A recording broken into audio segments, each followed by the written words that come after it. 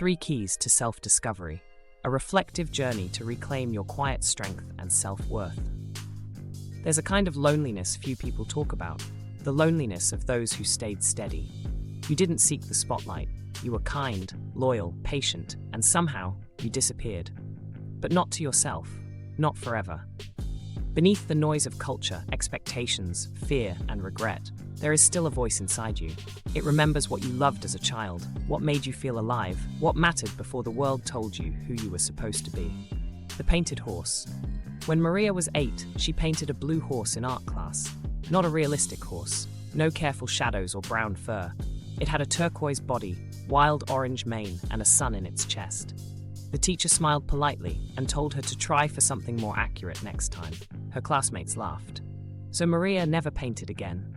Years passed. She became dependable, practical, always doing what made sense. But one night, long after a layoff and a broken engagement, she sat alone in her apartment and opened an old box from her childhood. Inside, a faded drawing of that ridiculous blue horse. Something stirred. Not ambition, not rebellion, just recognition. It was a memory of joy, not for approval or performance, but because the colors made her feel alive. That night, she bought a cheap watercolor set, just to try. The next morning, Maria didn't have a career plan or a bold new identity. But she had something better. A whisper of the voice she'd silenced long ago, the one that painted without asking permission. Self-discovery begins with listening carefully, not chasing trends. Reflection prompt. When do I feel most like myself, even if no one else notices or approves? No one else can answer these questions for someone. But having a few starting ideas can unlock a person's own buried voice. Like striking a match to find the path in a dark room. Key 1. Listen to the quiet voice within. Self-discovery begins not with noise, but with listening to what makes you feel most like yourself. Maybe it's creating with your hands. Maybe it's a quiet walk at dusk. Maybe it's laughing with someone who sees you. Ask yourself, when do I feel most like me, even if no one notices? The library table. Janet hadn't sat alone in a public space in years. Between back-to-back meetings, caring for her aging parents, and holding together a shaky marriage, there was never time. Now, at 52 and recently laid off, she found herself in a small-town library with no plan and a heart full of static. She didn't even come there to read. She just didn't know where else to go. She wandered to the children's section without thinking. A little table with tiny chairs, a bin of crayons, something familiar but long forgotten. She sat, half embarrassed, half exhausted, and picked up a green crayon, then purple, then yellow. She didn't draw anything spectacular, just shapes, lines, swirls. But in the rhythm of motion, her shoulders softened. The panic quieted, and for the first time in weeks, she heard something beneath the fear. A whisper. Remember when you used to design paper dolls? Remember how you'd organize birthday parties for the kids on your street? You were always good at making beauty out of nothing. She looked down at her page. It wasn't art, but it was something. A start.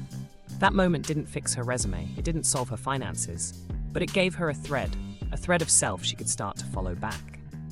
Why this story matters? Because rediscovery doesn't come from a mountaintop moment. It often starts at a plastic table, with a box of crayons and a little bit of silence, when we allow the voice beneath the noise to speak again. As Janet sat at that library table, something shifted. Not loudly, not dramatically, but deeply. She didn't discover a 5-year plan or a sudden burst of confidence. What she found was far more important, a thread of herself she could begin to follow. That's how self-worth is rebuilt. Not through slogans, not through pretending to be fearless, but through moments of quiet recognition, moments that remind you, there is still something in me worth trusting, still something I want to protect, rebuild, and share. If you're here now, watching this, maybe you're holding your own thread, a question, a memory, a pain that refuses to be ignored. That's not a weakness, it's a beginning. So let's walk forward together.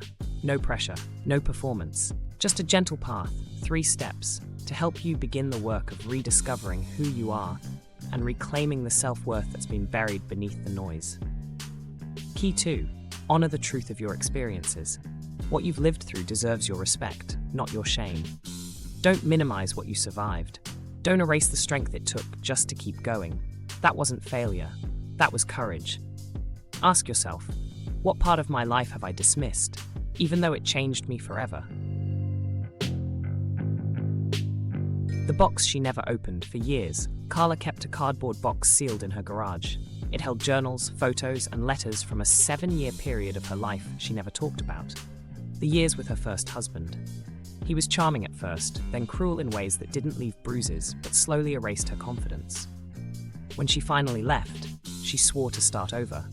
She remarried, moved states, built a new life, but the box stayed sealed. One rainy Saturday, while cleaning, she opened it. She expected to feel shame, maybe anger, but what surprised her was compassion. In the pages, she saw a younger version of herself trying so hard to be kind, to stay hopeful, to make something broken work. She didn't feel weak. She felt proud. That girl in the journal had survived. She had chosen freedom. She had rebuilt. That day, Carla didn't throw the box away. She labeled it, proof that I am stronger than I thought. Because honoring your experiences doesn't mean getting stuck in the past. It means finally seeing the truth without flinching. And realizing that surviving wasn't just what happened, it was something sacred you did. Key 3. Choose the values you are willing to build upon. Self-worth doesn't come from roles or titles. It comes from values, the deep truths you choose to live by. You don't have to be loud to matter. You don't have to be trendy to be true. Ask yourself, what 3 words do I want people to feel when they experience my life? The 3 words that stayed. Monique felt lost after her divorce. Then she read a journal prompt. What 3 words do you want people to feel when they experience your life? She wrote, safe, curious, warm. That wasn't a mission statement. It was a compass. And little by little, she built her life around those words. You don't need to reinvent yourself. You need to return to what's real. Listen for the voice. Respect your journey. Choose your truth. And start walking, quietly, gently, back home to yourself. If this spoke to you, you're not alone. Follow for more reflections, or share this with someone who needs a gentle reminder. You are still in there, and you're worth finding.